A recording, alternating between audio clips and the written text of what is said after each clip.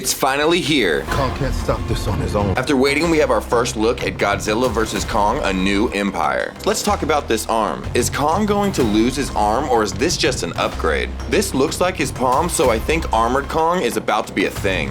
He won't be alone. We see him wielding his axe until he sees this cute little Kong walk out of the mist. Is that a mini Kong? Finally, Kong isn't alone anymore. But is this the Scar King's kid? With protective parents and all, you might want to find out. They see a bloody handprint like in Skull Island, but this one has claws. That's not Kong. Looks like we'll flash back to the fall of the Kong Empire. Also, Godzilla has been generating in a special place, and that got him a new paint job. Finally, we see him, the Scar King, and he looks like a problem. Also, these bones are a whip made from a Godzilla tail. I'm telling you, the dude is a problem. I mean, is this Godzilla and Kong running for their lives? Are you ready for a real clash of titans? Comment below and subscribe. Some people are gonna say this is dumb.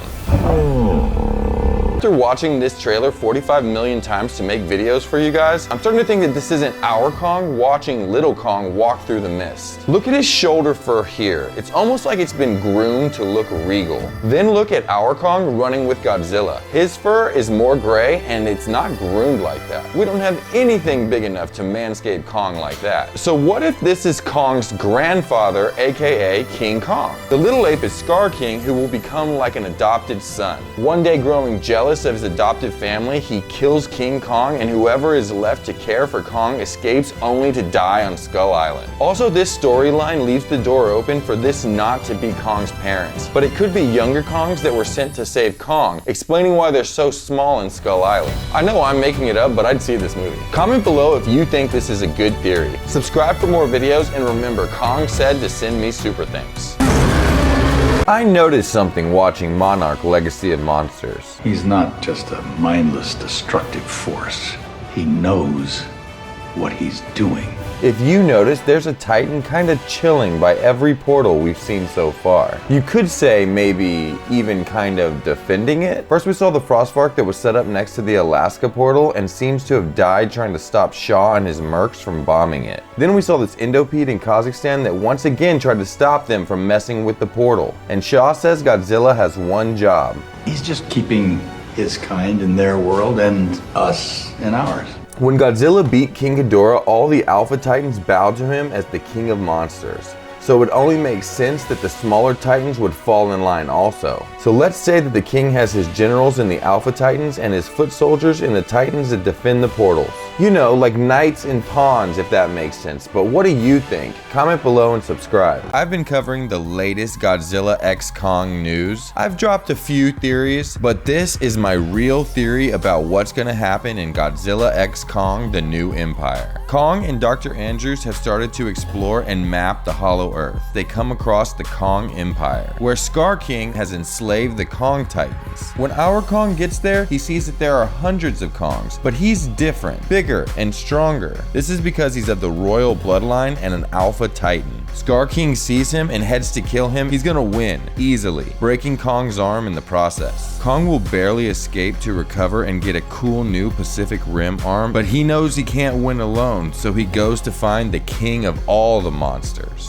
Godzilla, who chose to recover in a superpowered place, knowing that the opponents are only getting tougher. These three Alpha Titans will have a truly epic battle in Brazil, leaving Scar King to barely escape this time. What do you think of my theory? Comment below and subscribe for more videos. We've nuked Godzilla over and over and over again. How many nukes do you have? I made a short about maybe Godzilla not liking us again after all the nukings.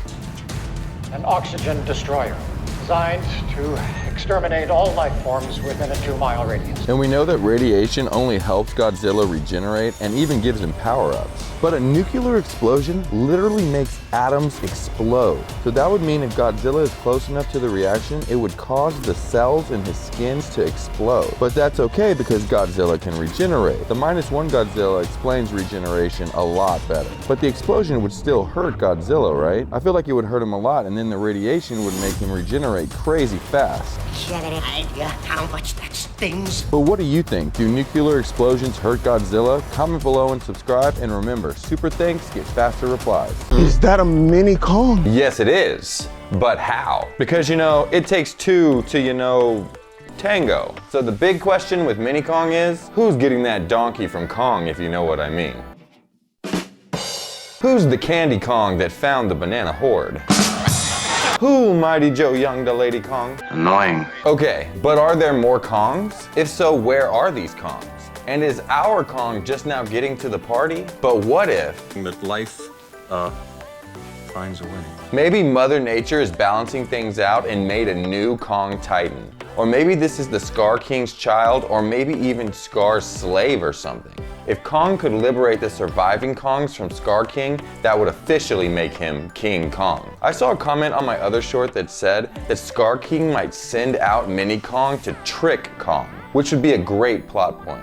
But what do you think? Comment below and subscribe. In -1, Godzilla is 164 feet tall, much shorter than the 393 feet in the Monsterverse. The Monsterverse Godzilla would body the -1 Godzilla in a fight. Kong is 337 feet tall and still growing a little, but he has thumbs, so cheat code. Is that a monkey? Behemoth is 354 feet tall, and I'd love to see more from this Titan. And now this is where things get a little tricky. The warbats we see Kong easily defeat and even eat from their severed heads, they can be 900 to 1400 feet long, technically making them way bigger than any Titan that we've seen, but they were killed in less than 2 minutes, so who cares? King Ghidorah is 521 feet tall, but he's most likely from space, so I don't think this imposter should count. Mechagodzilla was built to be somewhere between 440 and 460 feet tall, but he's a man-made Titan, so I think his height should have a big asterisk next to it. Which of these Titans would you like to see have a cool power-up? Comment below and subscribe. Okay, so we finally got a good look at the Scar King. There's a chance that this is all a flashback, but let's say it's not. Why haven't we seen the Scar King before? It's not like he can hide, he's giant. I mean, we even found Kong. The leak is saying that he was imprisoned after an epic battle somewhere. We don't know if that's the actual plot or not, but here's my theory. He's been the king of the Kong species the whole time, but on the other side of the Hollow Earth. It looks pretty big down there, and it's double-sided, so there's definitely enough room. He took over and beat our Kong's parents or grandparents to take the throne. Since then, he's enslaved the rest of the Kongs and made them wear his mark, which looks like a red hand on their chest. That means that Mini Kong might have escaped to find the Alpha Kong. Also, let's name this little guy. Comment below with your answers and subscribe for more videos. And remember, super chats get faster replies. Godzilla is pink? I'm a big fan, but some people are really hating on it. I guess I get it. With Godzilla -1 out, people are comparing, and fair enough. Very different movies and very different Godzillas. Comment below which one you think is better. Either way, we just saw in Monarch Legacy of Monsters that Godzilla likes to get cozy while he sleeps, and man, this dude loves to sleep. We've also seen that whenever he gets a new power, it's normally caused by extreme amounts of radiation and sometimes the natural elements that he's surrounded by. Even this Godzilla in Monarch seems a little smaller until his nuking. So the theory that I'm gonna go with is that Godzilla is now powering up in the space between Earth and the Hollow Earth. Gochi Center noticed that the only other time we've seen these teal and pink colors is whenever the team was passing through the portal to the Hollow Earth. So this pink power-up is an unknown element that we can only imagine its powers. Do you like Godzilla's new powers? Comment below and subscribe, and remember, super thanks get faster replies. Okay, a lot of you are getting mad at me for not talking about Shimu in my Godzilla x Kong The New Empire theories. Shimu's another Titan that is bigger and possibly badder than Godzilla. It has longer arms and is kind of the more beastly version. He might be under the control of Scar King, making this team up a problem for Godzilla and Kong. Now, the reason I haven't talked about him are, 1, it's a spoiler. The people that worked hard on this movie don't want us to know about Shimu yet, so maybe we should let some things be a surprise. And 2, you nerds are going off toys, which to be honest is the strongest evidence, but I remember off-camera Star Wars toys. Turns out toy companies like to sell toys, and they can't just sell Godzilla and Kong again. Then there's the Godzilla hieroglyphs in Call of Duty that show Shimu. But I don't know how much they have to make this canon. It's just something they have in the pocket if they want it. Now truthfully, I hope we get Shimu, but I haven't officially seen him, so Shimu is Schrodinger's cat until the next trailer. What do you think? Comment below and subscribe. Everyone talks about the giant monsters. Is that a Mini Kong? And I mean, I get it, but what's Jaw doing at this giant glowing wall? I could try to compare it to something, but to be honest, it's a new variable in the Monsterverse. My theory is that on Skull Island, there was a portal to the Hollow Earth. Duh. However, the only thing to ever go through this portal was the skull crawlers. Until one day when two injured and scared Kongs came through with their infant child. Unfortunately, these Kongs weren't able to survive in their new environment for whatever reasons. We assume it was the skull crawlers, which is a fair assumption. After their death, they leave a young Kong to grow up alone. If you remember, these people see themselves as Kong's protectors. But how could these people truly keep something as powerful as Kong safe? Well, they could build and maintain a wall, stopping his enemies until he's prepared to fight them. Jai's gonna open the gateway, hoping to help Kong find his family. Something she's always wanted, but what's on the other side will cause a whole new problem. What do you think? Comment below and subscribe. You are really dumb. Yeah, you're dumb. You're a dumbass. Spelled wrong is my favorite, actually. So one of the theories that I put out there is that this is a flashback and that the Kong that we see watching Zuko walk out of the mist is actually Kong's grandfather or father. That's not Kong. It's not the craziest idea, but I knew that it was a stretch for a couple of big reasons. One is that that's a level of complexity in the writing that we haven't seen in the first 4 movies, so why would they start now? And 2 is that the timeline for this theory is sketchy at best. But in episode 9 of Monarch Legacy of Monsters, we now have a sketchy timeline for the entire franchise. Kieiko fell into the Hollow Earth in 1959, so it's been 53 years on the outside, and she hasn't even worn out her jacket, so I'm guessing it's been a couple of weeks or something. Some of them don't even seem to age. This super sketchy timeline means that we're in for some goofiness. Do you think it's possible? Comment below and subscribe. Is this time travel? Well, I don't know if it's time travel, but time moves slower in the Hollow Earth. So when Godzilla is gone for a year or 2 our time, he's really taking a decade-long nap. Lazy, fatty, Gaijin! But he doesn't use the portals all the time, only whenever he wants to fast travel around the globe and when the fight was rough enough. Maybe like Kong and then Mechagodzilla. But when he's traveling in the Hollow Earth, he's not actually going fast. Think about it, he goes to underspace, then he takes a stroll, maybe has a bite to eat. Actually, I don't know if Godzilla eats or not. Get ready for that video. Then he's like, is it time to make the donuts? So does Godzilla time travel? The answer is no, but he might be lazy. What do you think? Comment below and subscribe. How will time warping affect Godzilla x Kong: The New Empire? We can only speculate, but in Monarch Legacy of Monsters, we find out that the portals cause a warping effect of space-time. How long do you think you've been down here, okay? For context, Kieiko was in Axis Mundi for 56 or 57 days. I don't know how long it took to carry the Titan phone. Every day was about 0.98 years on Earth, but when Shaw went for around 7 days, it was about 2.85 years on Earth. Sketchy timeline, here we come. Well, I'm not a science guy, so it's a little difficult to explain. We're already seeing a few plot holes. One is, if they need to use the portals, how does Godzilla's atomic breath make a giant hole into Kong's throne room? Also, Millie Bobby Brown uses the Apex transport to go through the Hollow Earth. It's a Godzilla movie, so I'm definitely overthinking it, but how did they not have time slippage when they did that? Maybe you guys have some answers. Comment below and subscribe. Let's be honest, Godzilla might be the king of monsters, but Kong is the king of our hearts. In Skull Island, he's noticeably smaller than he is in Godzilla vs. Kong. Kong's the last of his kind, but he's still growing. The dude is 337 feet tall in that movie, and he's still growing. So one day, will he be big enough to beat Godzilla and become King Kong? I mean, we've seen the skeletons of the last of his kind, but we really don't know how big they got. His hand completely covers the red handprint on the door to the throne room. Well, let's hope he's big enough, because now it looks like somebody's coming for his throne. Do you think that Kong will ever become big enough to take his place as king? Comment below and subscribe. Have you ever noticed the connection between the Monsterverse and the MCU? No, there isn't some weird crossover. It's just Sam Jackson, who plays Nick Fury, is also Colonel Packard in Skull Island. Tom Hiddleston, who's famous for being Loki, also plays James Conrad. Brie Larson, Captain Marvel herself, is Mason Weaver. John C. Reilly, who plays Corpseman Day on Guardians.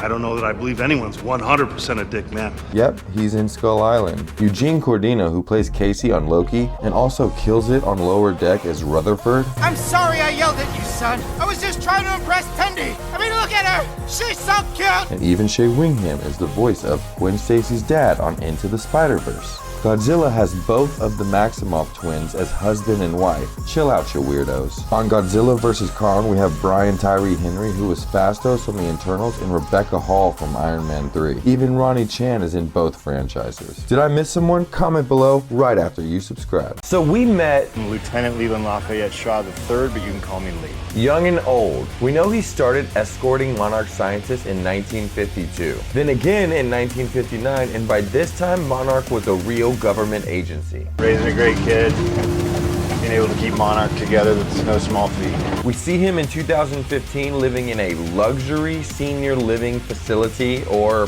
you know, a fancy prison. This place is what Monarch euphemistically refers to as secure asset management. So where has he been from 1959 to 2015? The fun answer is that he's been the Snake Plissken of the Monsterverse. Now you can choke down that mountain of Monarch bullshit about your father disappearing without a trace. The probably real answer is that he helped build Monarch for years until he was too old to be useful but knows too much to let go. Either way, eventually we're gonna find out more, so let's make the wild guesses now. What do you think? Comment below and subscribe. We saw a new angle of the cool looking spider from Skull Island. Quick pause, can someone do the math on how fast Goodman Dr. Randa is running? I feel like he's really covering a lot of ground really fast. It looks like the end for Goodman Dr. Randa until he's saved by this giant crab. Then we see these evil little baby beetles from hell. Then finally we get a big one. This dragon bird thing has a wingspan that I'd say is about half the size of a World War II battleship. You heard of the USS Lawton? Are you excited for more Muto sightings? Comment below and subscribe. Okay, so let's talk about it. We know that in Skull Island, Dr. Randa shares disturbingly little about how much he actually knows about the Muto. You are going to tell me everything I don't know, or I'm going to blow your head off. Let's be honest, he doesn't even tell his colleague and friend Houston Brooks. It's called the Hollow Earth Theory.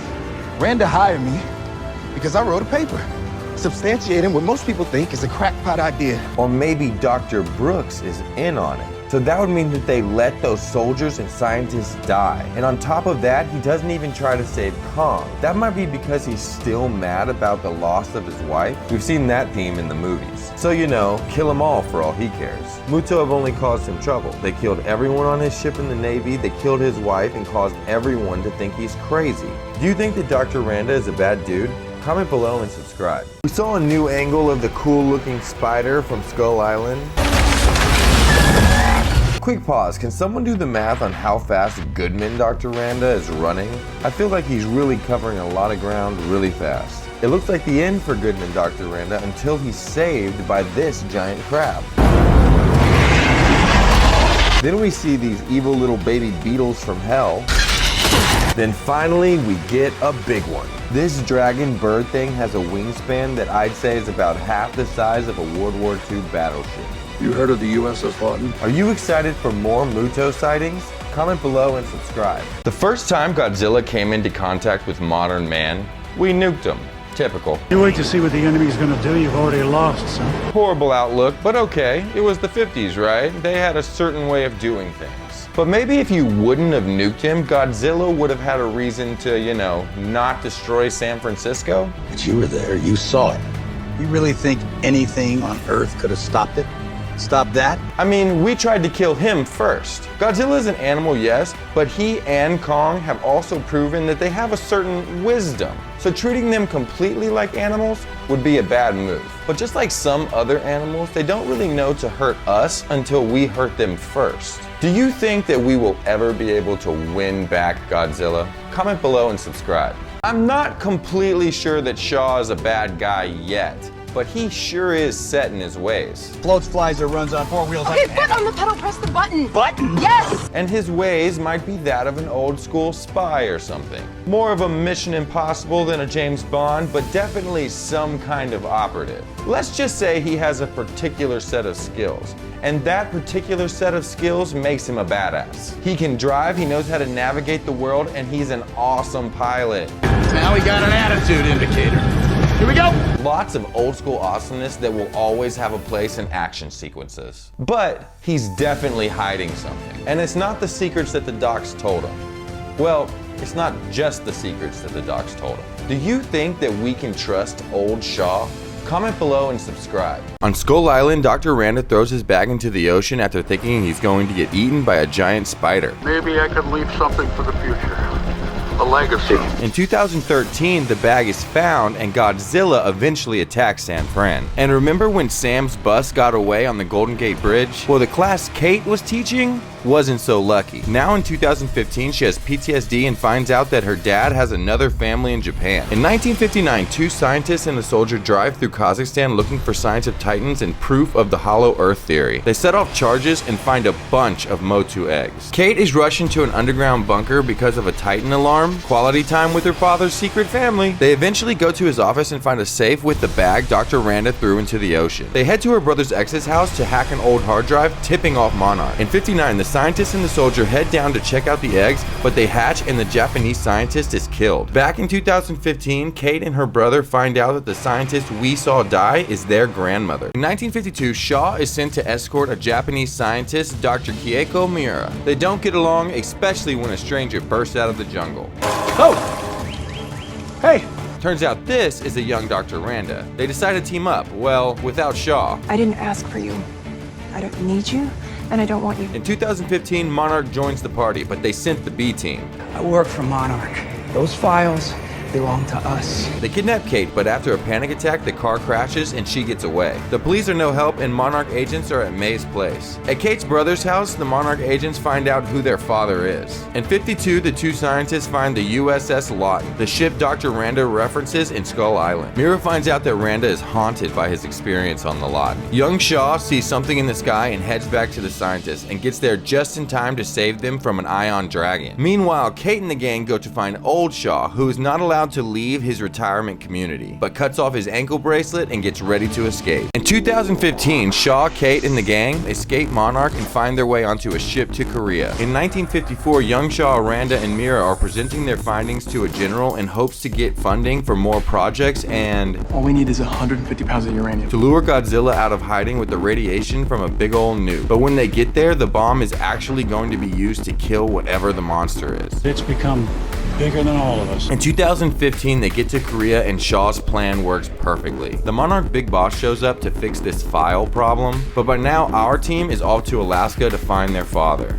In 54, they nuke Godzilla, which the radiation only helps him, so Kieko tries to stop it, but Randa doesn't even stop filming. Shaw is the one that stops her. She's mad, but they get all the funding they need and Monarch is formed. In 2015, Shaw does some impressive piloting, almost like he's made this landing before. The gang in Alaska find their father's tent and the wreckage of his plane, and they add to the pile whenever their plane is destroyed by a frostvark. You wouldn't think it because of their first meeting, but these looks are the subtle hints. There's a time where that idea was very entertaining. Even though Mira and Randa are a thing, Randa keeps saying things that are very clueless. Don't make things awkward and tell us it's because you never met the right woman. Billy only cares about finding monsters. So much so that he misses the little flirts that are now turning into blatant flirting. So you are saying that there is a place for gun-toting Neanderthals. Thank you.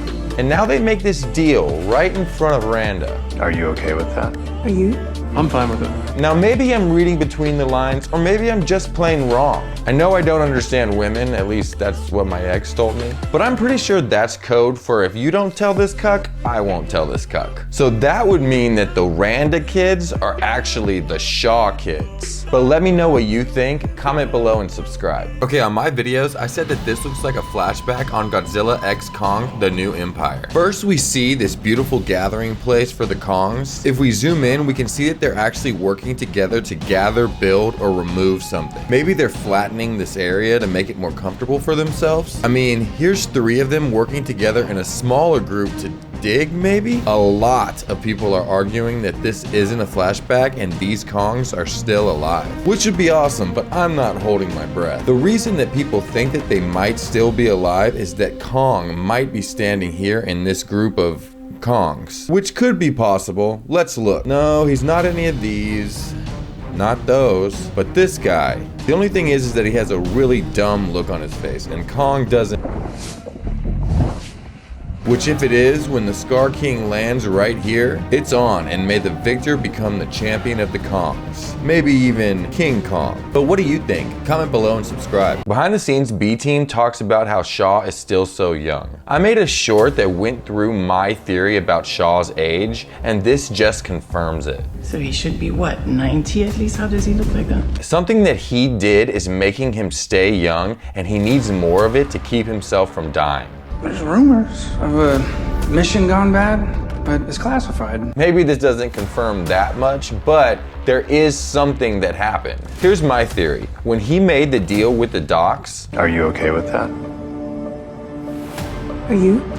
I'm fine with it. He started collecting secrets. Secrets like where the Frostvark is and where the Titans hide the Fountain of Youth. So now this series is about him taking his last shot to get back to the Fountain of Youth to give him a couple more years of being a badass soldier. Something Monarch is obviously ready to put to an end. Even if we were to find out what he's hiding, there's probably more than we'll ever know. Comment below and subscribe.